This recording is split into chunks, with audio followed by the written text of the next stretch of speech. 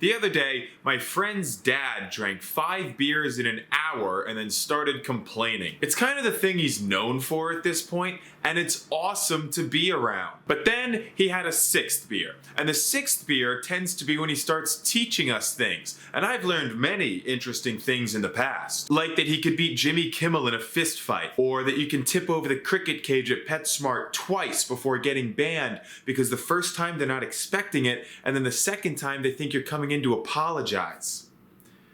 Or that Oprah sucks. He teaches me that one a lot. He says that one a lot. And this time was no different. He taught me something new. It was something that I didn't know, and I'm sure a lot of you didn't know. He told me that everyone is dumb and always has been and always will be. I didn't know that. You know, I knew some people were dumb, but I thought some people were smart, like Stephen Hawking or Jaden Smith. But apparently maybe not. Apparently everybody might be dumb. And that's not the first time I heard that, by the way. I heard the same thing from my middle school history teacher. He said multiple times in every class period that people are the dumbest creatures on the planet. He was a deeply angry man who shouldn't have been put in charge of children. But still, I've been hearing about this theory a lot over the years, so I decided to look a little bit into it. And it turns out might be correct. Like, did you guys know that in 1910 people were buying anti-comet pills? Real physical pills that nobody knew the contents of but were crushing bottles of nonetheless in order to be immune to comets. Like the space thing. People started taking them because they thought that the presence of Halley's Comet, which at that point was only a few months away, would instantly kill every single person on the planet. I do want to give a little bit more context because I feel like somehow that was confusing. In 1910, just as Halley's Comet was about to come back to Earth, the King of England passed away. So, British people all went, oh, well I guess that logically that means we're all gonna die. Some astronomers, the bad ones, leaned into it by saying that the tail of the comet contained a deadly gas and that even though it's never ever killed even one person, this time it'll kill everybody. So people started buying safeguards to protect them from the comet's deadly gases, including gas masks, umbrellas, which famously protect against gases, and anti-comet pills. And anti-comet pills, by the way, were just sugar pills sold by 2 random guys from Texas. They were arrested because they were selling fake medicine, and that's not legal. And then the comet passed and it didn't kill anybody. That time. But maybe it will next time. And honestly, that'd be fine. Here's another one. Have you guys ever heard of The War of the Worlds by H.G. Wells? It's about a war of worlds.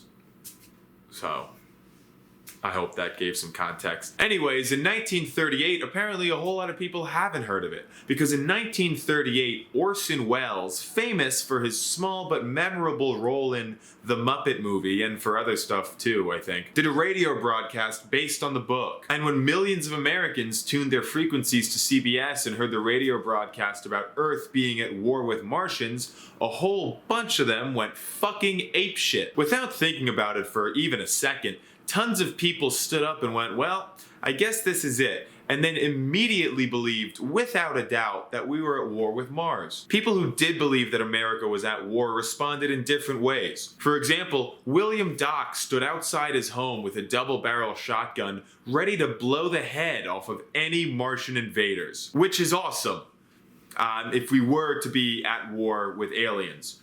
Which we weren't. Instead, he was just some guy with a firearm standing in the middle of a residential neighborhood and terrifying children.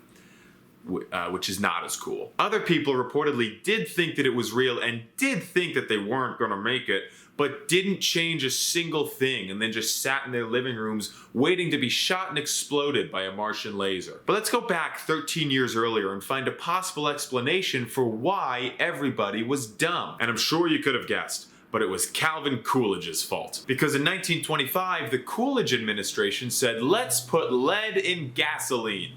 And then they did. We knew that it wasn't a good idea. We knew that lead poisoning was a thing for a while at that point. Granted, we'd only known for a few years, I think. Here, let me find the exact date. Here you go. So we were breathing that in just all the time.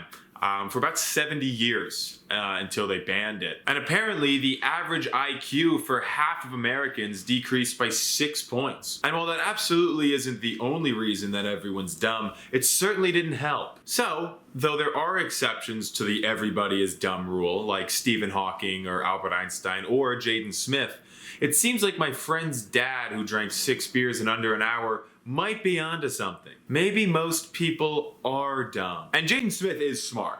I mean, watch him in the interviews, man. He is a genius, and he always has been. Like, check out this clip, which I've been seeing so much recently, and watch in full every time. My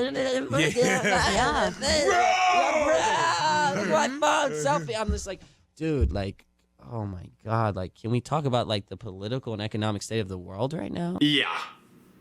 He's one of our best. Anyways, that's it. That's all I got. I hope you liked the video. Subscribe, because I'm going to do more in the future. And also, like and comment and stuff.